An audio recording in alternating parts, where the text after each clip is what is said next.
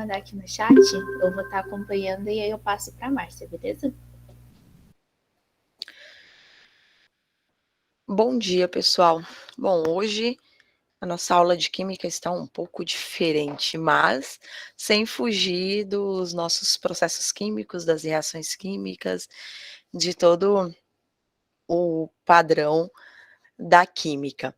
A gente vai falar hoje um pouco sobre saúde mental. Quando a gente fala em saúde mental, a gente vai pensar bem que num estado de bem-estar, no qual a pessoa ela consegue se sentir tranquila, sem estar ansiosa, sem estar excessivamente preocupada com coisas do amanhã ou sem estar totalmente preocupada relembrando de coisas do ontem, de coisas que já aconteceram. Dentro desse estado de bem-estar, a pessoa ela tem ciência das suas próprias habilidades. Ela sabe que determinada coisa que ela precisa fazer só vai até um ponto, ou que ela não é capaz de fazer determinada coisa e ela se sente confortável em dizer: "Não, eu não consigo, não, eu não posso", ou "Bom, eu não sei fazer isso, mas se você puder me ajudar, me orientar, eu consigo", sem ficar presa numa situação de estresse, de ansiedade extrema. E quando ela realiza qualquer atividade dentro do seu dia a dia, essa pessoa ela consegue se sentir produtiva. Porque às vezes a gente está fazendo alguma coisa, a gente finaliza um trabalho que a gente precisa fazer, a gente finaliza uma atividade, a gente finaliza alguma coisa que a gente programou fazer, beleza, foi finalizado, mas a gente não se sente produtivo. A gente acha que fez por fazer. Eu tinha que fazer tal coisa, eu fiz, já era, tá feito, é o que importa. Mas a gente não sente que atingiu a produtividade que a gente esperava fazer dentro dessa atividade. Essa primeira parte mais teórica, tranquilo, deu para vocês? Se alguém tiver um conhecimento um pouco melhor que o meu, se quiser complementar ou corrigir algo que eu tenha dito, fica à vontade.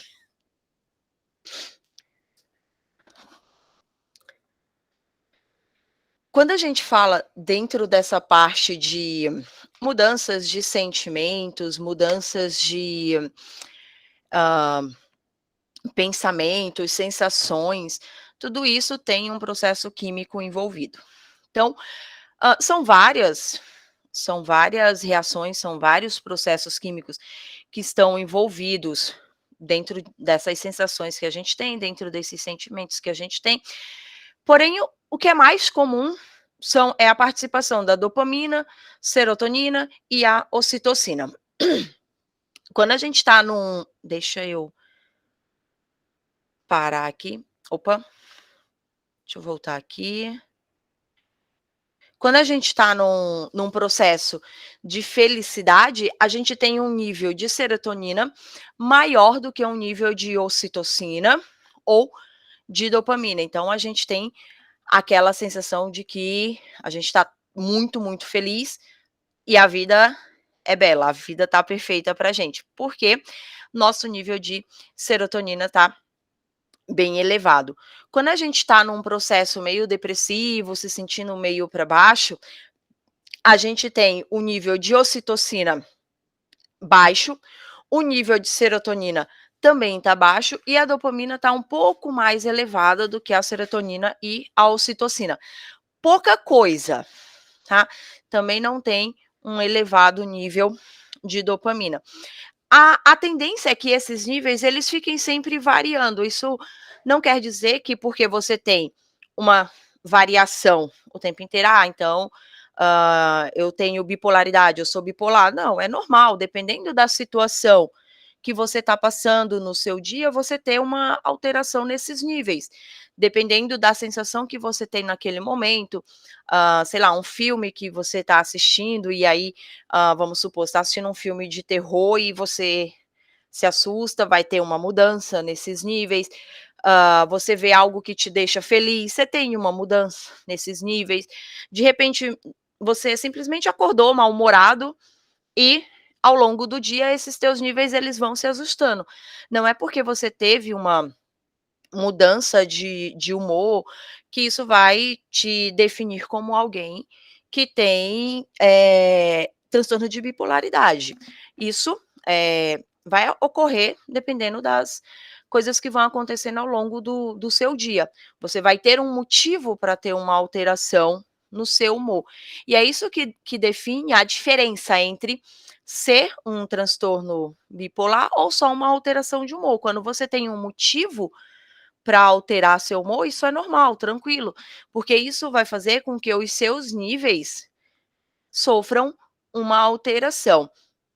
Alguma pergunta dessa parte?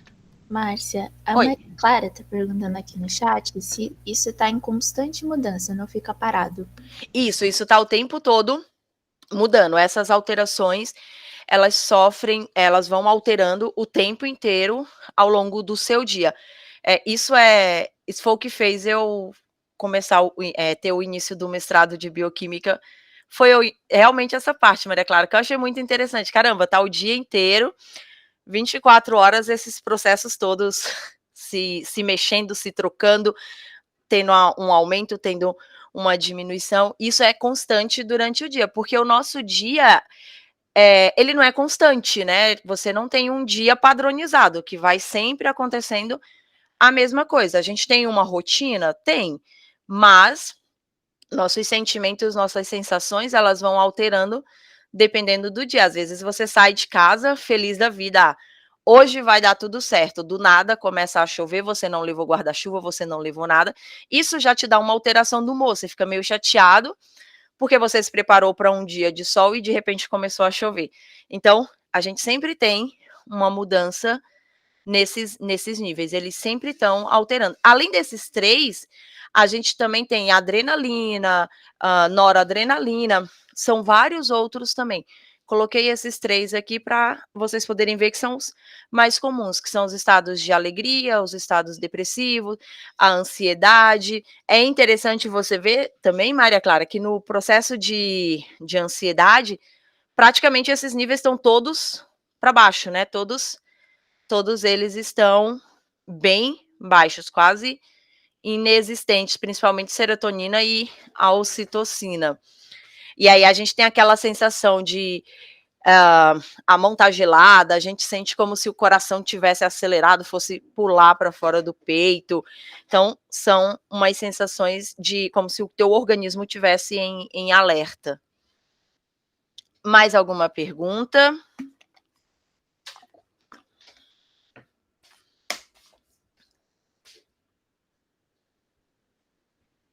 Vamos. Acho que tudo certo, Márcia. Beleza, A vamos Maria lá. Clara só falou que é muito legal.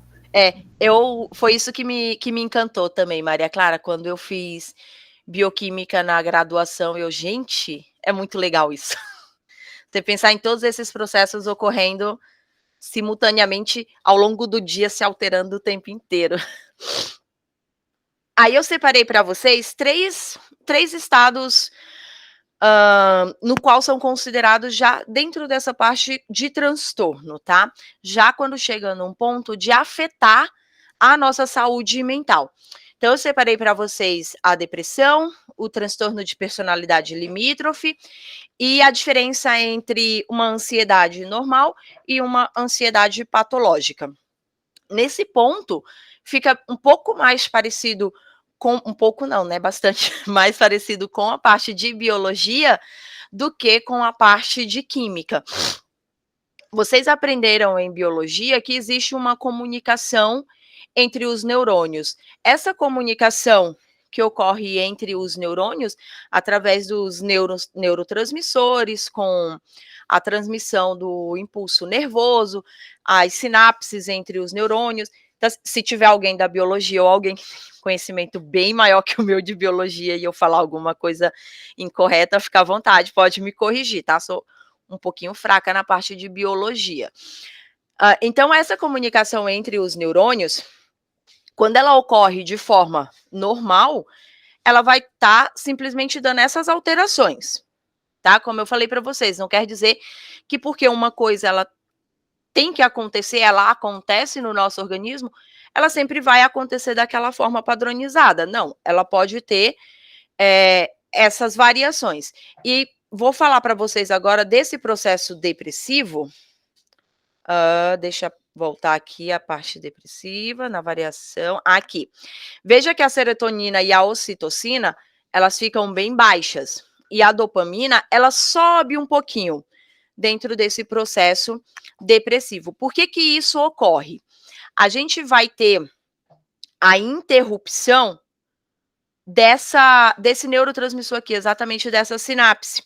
Então, a quantidade dos neurotransmissores na sinapse vai gerar essa interrupção do impulso nervoso que é passado de um neurônio para o outro. E aí a sensação de alegria, de bem-estar, elas acabam não sendo produzidas exatamente por conta dessa interrupção que ocorre no impulso nervoso através do neurotransmissor. E aí a gente chega nesse estado depressivo. E aí é o que eu falei para vocês antes. Quando essa variação ela vai ocorrendo ao longo do dia, tranquilo, não tem nenhum problema. Não quer dizer que você é uma pessoa depressiva a ponto de precisar procurar uma ajuda médica. O problema, ele começa a ser detectado quando esses níveis, eles não sobem. Você tem uma situação para te deixar feliz, onde vai subir o nível de serotonina e vai descer um pouco o nível de dopamina. Isso não se altera. Você não se sente feliz. É uma situação onde você deveria estar feliz e você não está. Isso já vai começar a caracterizar para você um processo depressivo. E aí a gente tem uma, como é que fala? Uma falsa idealização, uma falsa ideia de que uma pessoa que está em estado depressivo, ela sempre vai estar triste. Você vai olhar para a pessoa e sempre vai ver triste.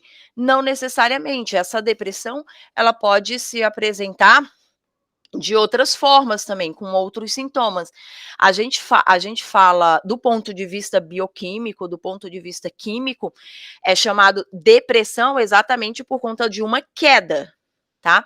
Houve uma depressão, uma queda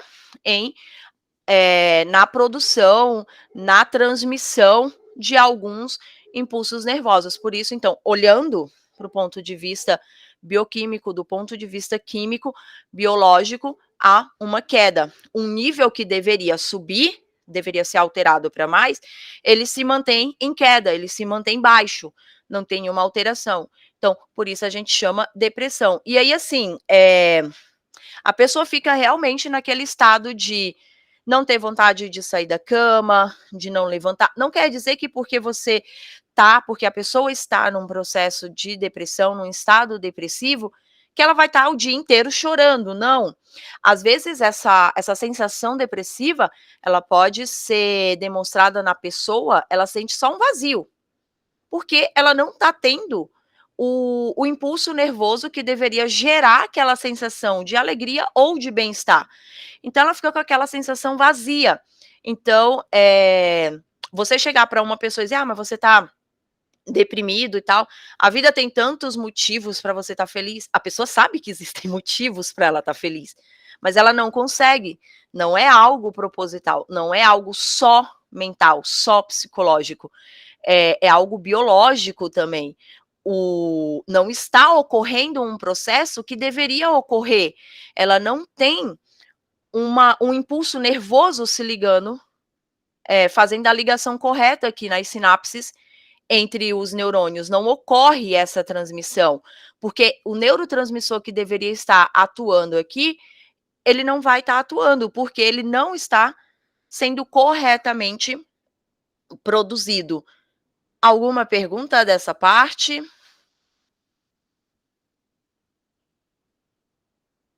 Tudo certo, gente? Alguém tem alguma dúvida? Pode falar aqui no chat, ligar o microfone.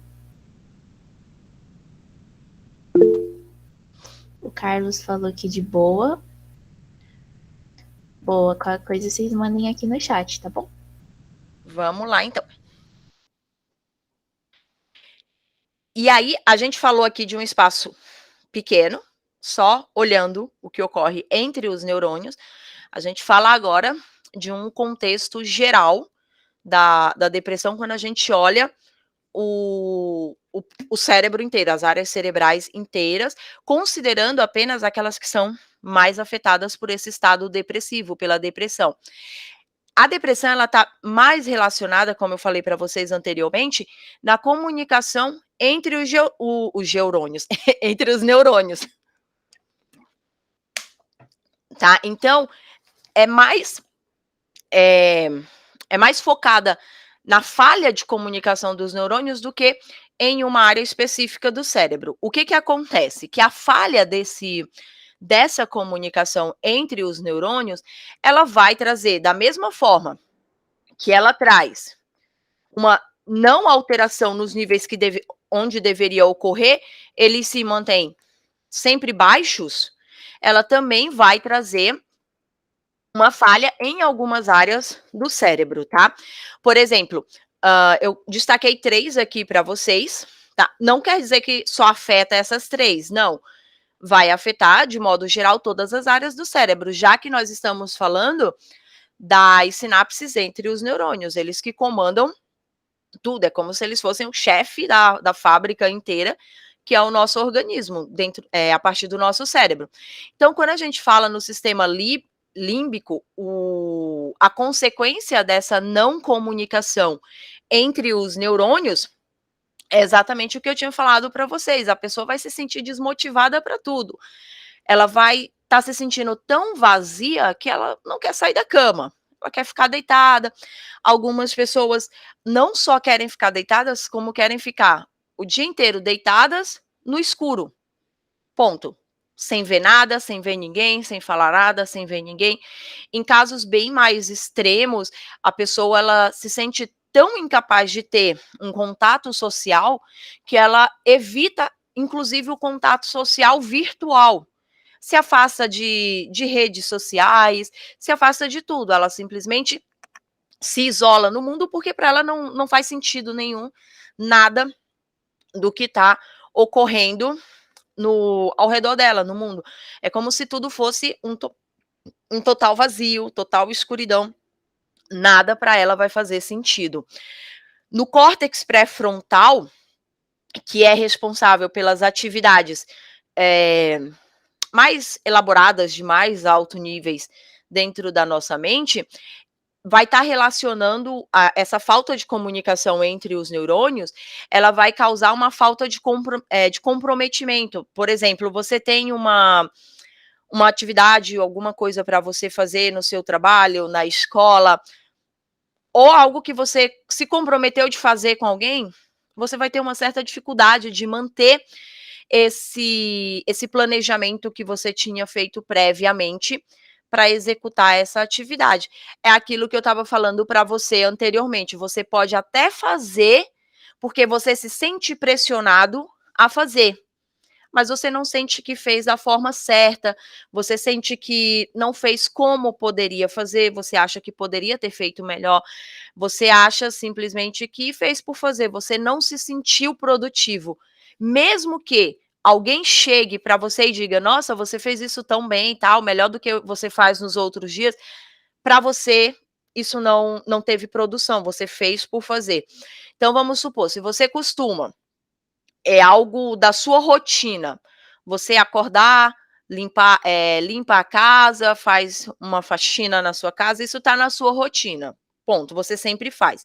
Em um estado depressivo, você pode até fazer melhor do que o que você faz diariamente. Alguém pode chegar para você, mostrar que você fez melhor, mas para você não houve essa melhora, não foi produtivo, você fez por fazer. Todo dia você varre a casa, mas hoje você acordou, varreu a casa e passou o pano, encerou tudo, mas para você não houve uma produção melhor, para você foi pior do que os outros dias. Isso quando você consegue fazer.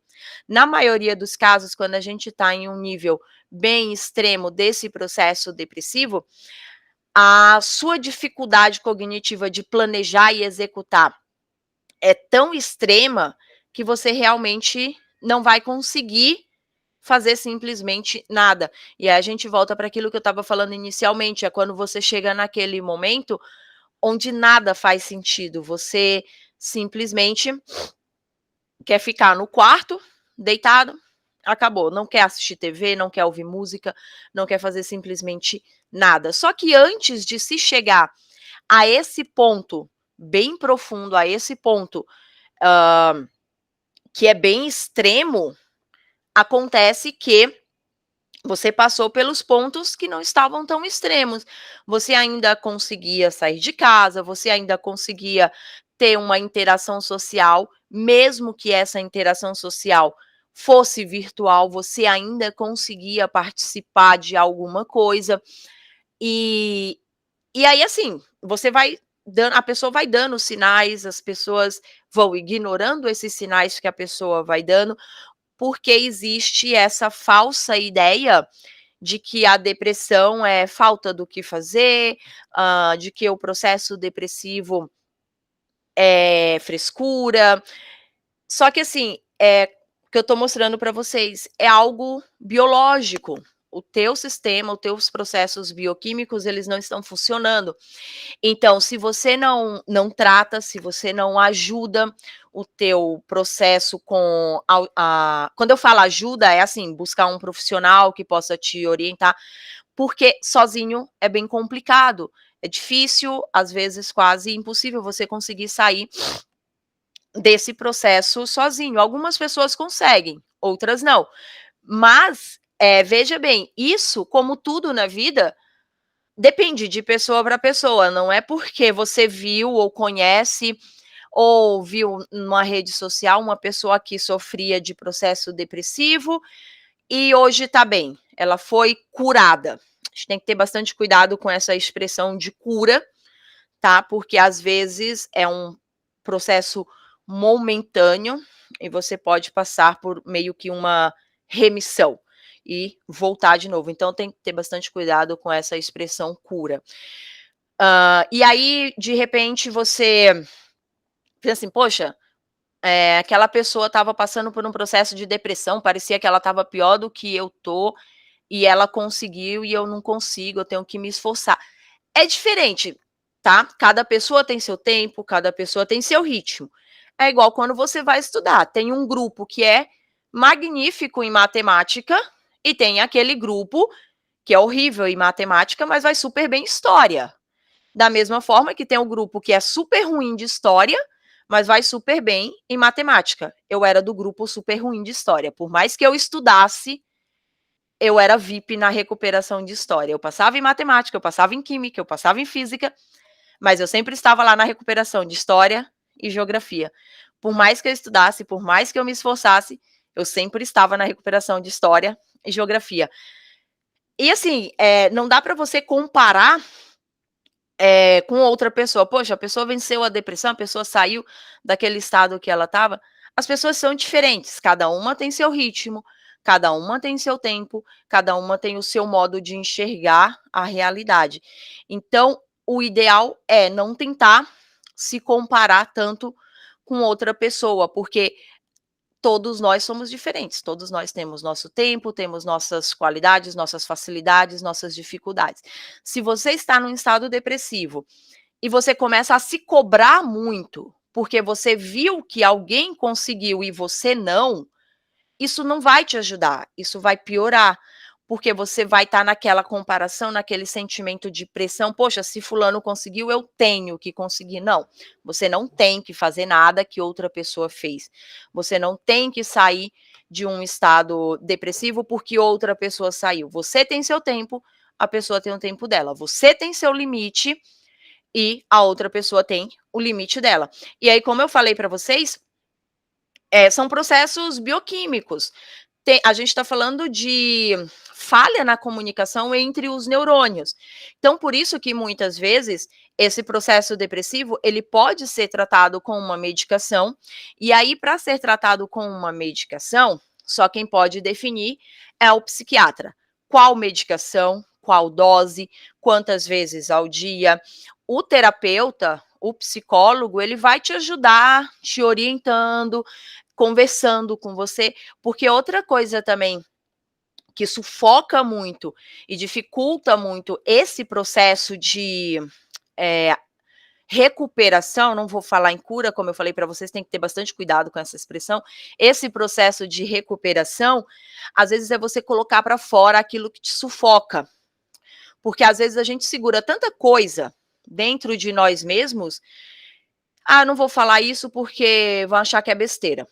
Então, deixa quieto. Só que aquilo vai te consumindo cada vez mais de dentro para fora, até chegar a um ponto onde você não aguenta mais aquilo que está preso dentro de você, para você colocar para fora, e chega num ponto onde você não consegue mais nem chorar para você colocar aquela sensação que está te sufocando para fora. E isso vai, então, isso é extremamente importante a procura por um psicólogo. A sociedade também muitas vezes coloca como fraqueza a busca por ajuda psicológica.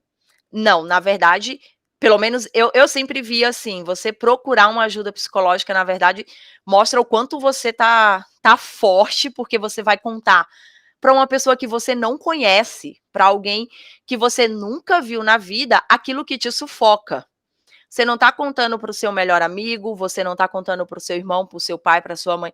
Você está contando para um total estranho uma coisa que te sufoca muito, uma dor que é muito grande dentro de você. Isso quando você consegue falar. Na maioria das vezes, não. Então, assim, o trabalho do psicólogo, ele é extremamente importante nesse processo de recuperação. Porque, às vezes, a pessoa que está nesse processo depressivo, ela nem entende o que ela está passando.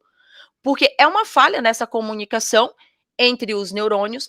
Ela pode ser causada por um agente externo, uma situação que aconteceu na vida da pessoa, um trauma passado muito antigo, pelo qual você passou e meio que você, vamos pensar, escondeu, aprisionou em alguma área do teu cérebro e de repente ele consegue escapar. Ele foge de onde você escondeu, mas você deixa isso encoberto, como se fosse uma zona morta lá no teu cérebro, algo que você tenta não ver. Mas ele vai agindo na tua cabeça de forma inconsciente e isso vai te trazendo as lembranças ruins daquele momento que você viveu. E o psicólogo, ele te ajuda a ir trazendo tudo isso para fora, para você enxergar qual foi esse trauma antigo que você fez questão de esconder para você mesmo. E aí, vamos supor que você começou pela terapia ao invés da busca pelo psiquiatra.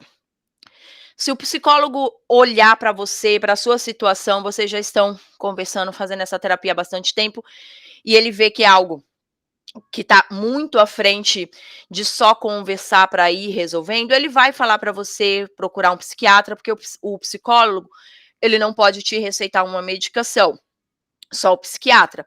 E aí o psiquiatra, ele vai fazer toda a análise para saber qual a medicação mais indicada, qual a dose mais indicada para aquilo que você está passando.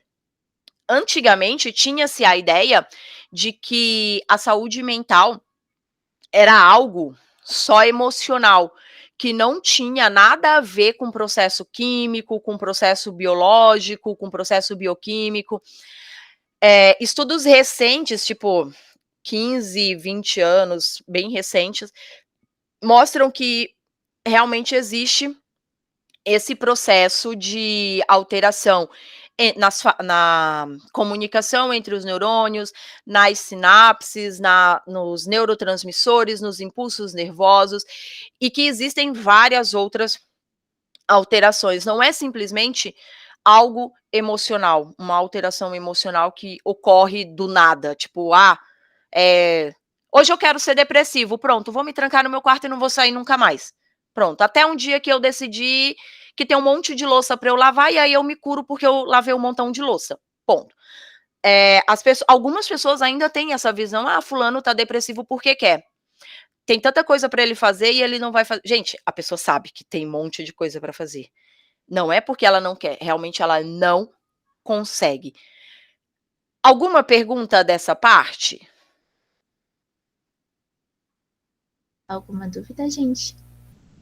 Só um comentário, né? Porque a Márcia mostrou esses mecanismos do cérebro, né? Dos neurônios. E vocês podem ver que qualquer outro tipo de doença, qualquer outro tipo de mecanismo biológico, a gente retrataria da mesma forma, né? Então, se a gente fosse falar de uma contaminação, por exemplo, a gente colocaria, não sei, um sistema, as correntes sanguíneas, né? Mostraria todo o mecanismo. E do jeito que a Márcia está falando da depressão, é da mesma forma, né? Porque é um processo bioquímico. Então, quando a gente fala quando as pessoas costumam falar, não, porque é frescura, porque, enfim, é uma cura imediata, né? Na verdade, isso são coisas que são reguladas pelo nosso corpo e que a gente não tem controle sobre elas, né? Que merece um tipo de tratamento da mesma forma como outra doença. E por isso que é necessário procurar a ajuda de um psicólogo, né? Quando necessário, a ajuda de um psiquiatra. Às vezes, os dois em combinação, né? Porque dependendo do caso, você consegue os dois trabalhando junto, né? Para essa construção de um tratamento. Então, essa forma que a Márcia mostra, né? É para a gente aprender a ver a depressão como um processo bioquímico, né? E só mais uma coisa, só aqui, só para a gente reforçar, que nesse sentido de tratamento, de ter alguém para conversar, lembrando que a gente tem, a Bela está aqui, mas a gente tem um apoio psicológico aqui dentro do cursinho aqui. Enfim, qualquer necessidade que vocês tenham, vocês podem procurar.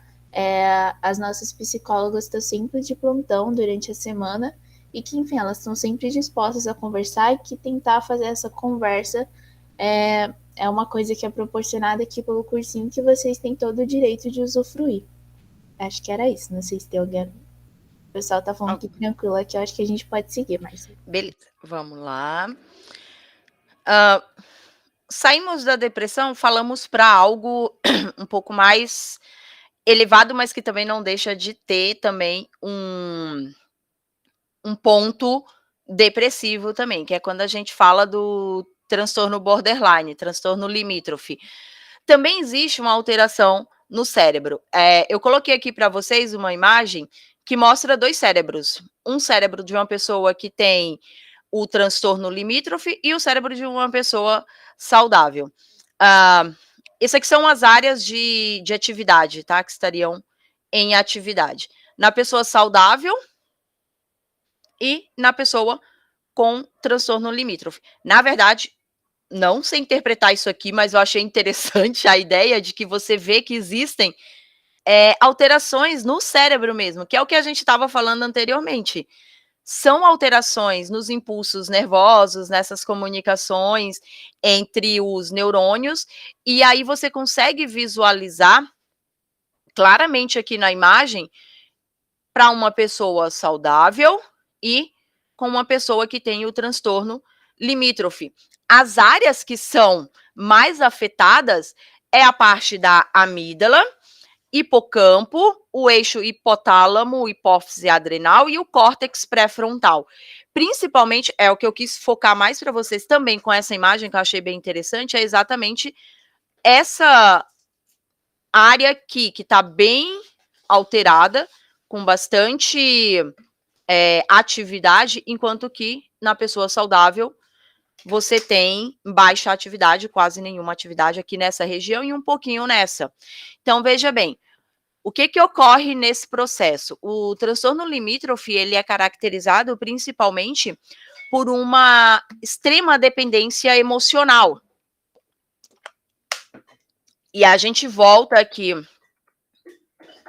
nesses níveis dos processos químicos, como ele é caracterizado por uma extrema dependência, gente, eu acabei de falar, emocional, por outra pessoa, por uma situação, a gente vê que num processo onde a pessoa está apaixonada, a gente tem níveis de dopamina, serotonina e ocitocina bem elevados. Só que o normal é que, durante esse processo de paixão, de amor, você vai conhecendo a pessoa, você está enamorado por aquela pessoa e tal, o tempo vai passando e esse nível ele vai baixando. Isso é normal. depois ocorre uma determinada situação que a pessoa te surpreende com algo, e esse nível ele volta a subir. Só que vai passando o tempo, esse nível ele vai descendo de novo. E aí o ideal é que você tenha sempre essas alterações entre todos os neurotransmissores, entre os hormônios. Só que no processo da pessoa que sofre do transtorno limítrofe, ela está sempre com esses 3 hormônios extremamente alterados para mais. Sempre, sempre. E ela vive alterando porque ela precisa daquela sensação também de emoção o tempo inteiro. Então, a gente não tem aqui mostrando nos tubinhos de ensaio a variação, mas também existe uma variação no processo de adrenalina, porque ela precisa daquela emoção de estar sempre apaixonada. Então, o que que acontece? Normalmente, a pessoa, ela provoca situações, como se ela estivesse se sabotando, uma autossabotagem para ela, onde ela quer sempre estar sentindo aquela emoção, sempre, sempre, sempre. Ela não se sente bem se isso for baixando, então ela quer sempre aquele nível em cima. É parecido com uma sensação de uma pessoa que é viciada em cocaína, em crack, que ela sempre está naquela sensação de felicidade, naquela euforia, sempre quer estar nesse sentimento. Então, uma pessoa que tem transtorno, eu não estou falando também que é só isso, eu estou falando que é uma das principais características da pessoa com transtorno limítrofe, ela ter esses 3 níveis, sem mais a adrenalina também, sempre para cima. Tá? Não é só isso, é uma das principais características. E aí, quando, vamos supor, a pessoa tá namorando aqui com outra pessoa, ela tá feliz da vida, de repente o parceiro, a parceira, aconteceu uma coisa durante o dia e a pessoa chega em casa cansada. Só isso. Não aconteceu nada demais, o dia foi cansativo. A pessoa chega em casa, não quer conversar. Para a pessoa que sofre do transtorno limítrofe, a pessoa já está tratando ela diferente, a culpa é dela, ela fez alguma coisa errada, e aí ela já começa a passar por um processo de ansiedade extrema, onde tem uma queda na serotonina e na ocitocina. E para elevar tudo de novo, ela gera uma situação que não existe. Mas na cabeça dela, aquilo faz total sentido. E aí ela começa a gerar todo um processo onde ela afasta a pessoa dela e ao mesmo tempo ela traz de volta. É como se fosse mais ou menos assim: ah, eu te odeio, por favor, não me deixa que eu te amo. Tá? São coisas que, para quem está vendo de fora, aparentemente não faz sentido. Uma pessoa que tem o transtorno limítrofe, ela age de forma totalmente estressante, ela briga, ela grita, ela tem uma explosão de raiva verbal, e em questão de segundos ela está aqui conversando, cheia de amor, como se nada tivesse acontecido. Por quê? Ela precisa sempre dessa sensação de emoção, ela precisa sempre estar com aquela sensação de adrenalina, para ela poder manter esses níveis sempre no pico. Quando cai, ela tem uma reação, ela age de uma forma na qual ela precisa manter sempre esses níveis no pico. E aí a medicação, ela vai ajudando exatamente nesse processo de manter o equilíbrio entre as duas coisas. A pessoa, quando ela tem essa parte, não quer dizer que porque ela está tomando a medicação, ela vai estar 100% tranquila, ela nunca vai sentir raiva, ela nunca vai sentir ansiedade, não. Porque aquilo que eu falei para vocês bem no início, nós estamos sujeitos a essas alterações sempre, ao longo do dia, porque nós passamos por situações de alegria, nós passamos por situação de tristeza, de ansiedade, de depressão. Isso é normal, isso vai variando sempre. A gente tem uma situação de raiva, isso é normal, isso vai acontecer na vida de todos nós. Tá?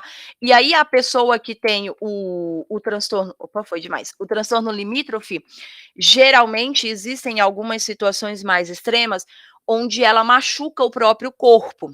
Dificilmente uma pessoa com transtorno limítrofe, ela vai machucar uma outra pessoa, porque ela tem uma dependência emocional tão grande do outro que ela é incapaz de fazer mal para aquela outra pessoa, ela acha que só ela é a culpada de tudo.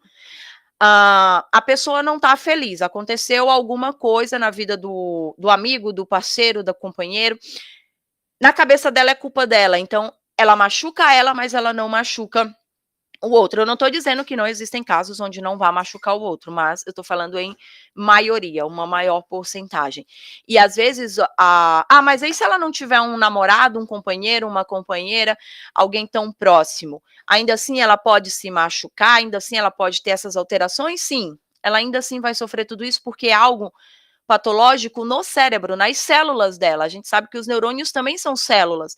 Então, como não está ocorrendo essa comunicação entre essas células, ela também vai se sentir nas mesmas situações, independente dela ter ou não alguém que faça ela ter essa dependência emocional.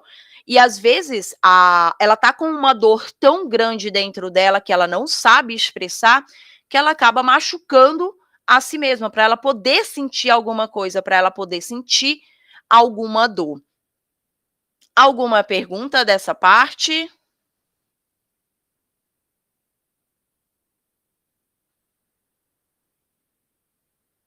Acho que tudo certo, Márcia. Vamos lá. Para finalizar, eu vou falar com vocês de medo e ansiedade, que é diferente dessa parte de ansiedade patológica. Observem que, na maioria, para essas 3 que eu mostrei para vocês, tudo está ligado com o cérebro. Então, não é algo que é frescura, como a Karine já tinha falado para vocês agora há pouco.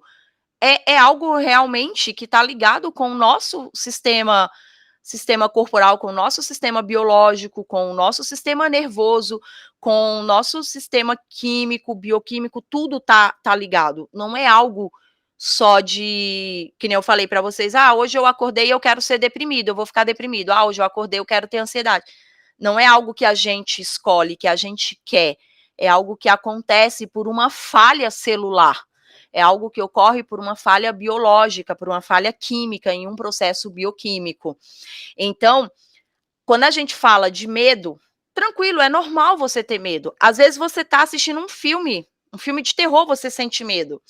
Você vai fazer uma prova, por exemplo, vocês estão se preparando para prestar vestibular. Você está se preparando para fazer o vestibular, para fazer o Enem. Nas vésperas, você fica ansioso. Isso é normal. Isso é um processo de ansiedade normal. Você fica com medo de não conseguir passar. Isso também é normal.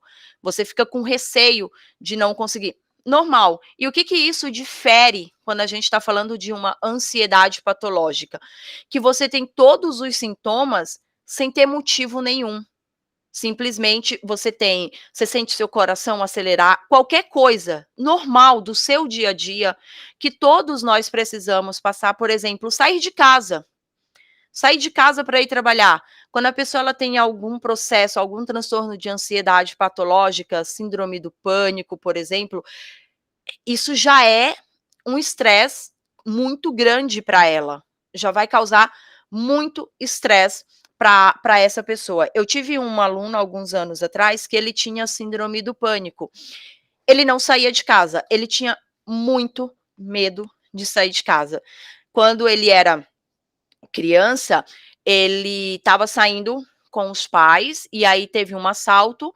O pai e a mãe dele foram assassinados na frente dele. Ele tinha 6 anos de idade. Então, quando eu dei aula para ele fazer o 2º ano do ensino médio, ele começou, acho que, sei lá, algo de estresse pós-traumático, sei lá, alguma coisa do tipo. Ele começou a ter essa síndrome do pânico. Por quê? Ele estava saindo de casa para ir para a escola e ele viu um assalto.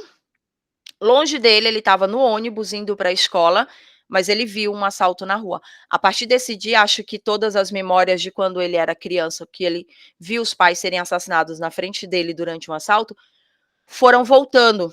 E ele não conseguia sair de casa. Ele começava a se arrumar para ir para a escola. A mãe dele falava que a mãe, na verdade, a avó, porque desde os 6 anos ele foi criado pela avó, e ele ia chamando de mãe.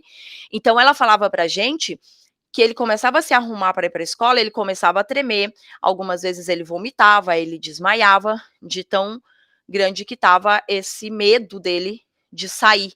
Então, isso é algo patológico. Então, essa é a diferença. Causava uma situação de estresse muito grande para ele.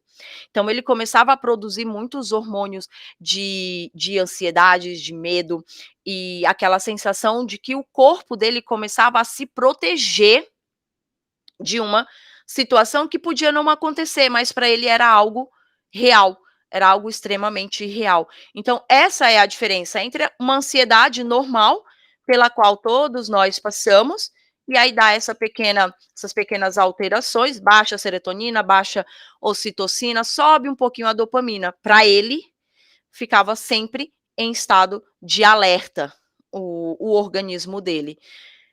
Bom, gente, o que eu tenho para falar para vocês hoje é isso, tá?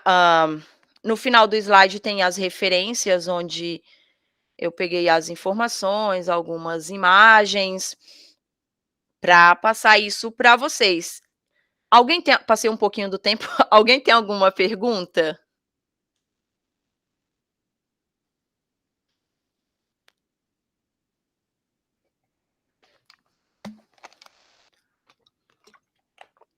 Bom, então...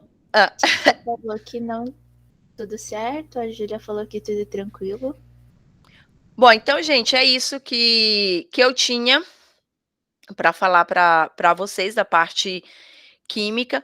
Teria muito mais coisas assim para a gente falar, que é bem curtinho, então eu separei só algumas onde envolve muito mais processos químicos, que a ideia é ficar claro para vocês que não é algo da cabeça de vocês, não é algo que você vá fazer, tipo, acordei um belo dia e quero ficar doente. Então, realmente é igual quando a pessoa tem um diagnóstico de um câncer na cabeça dela, ela tá ali vivendo a vida dela, normalmente. Um dia ela sente um mal-estar e ela vai lá no médico. Chega lá, ela percebe que tá. Aí o médico dá o diagnóstico, ela tá com câncer. Ponto. É a mesma coisa, são problemas nas nossas células, nos neurônios também. Então, é isso. Eu espero que vocês tenham gostado, tenha ficado claro para vocês o contexto.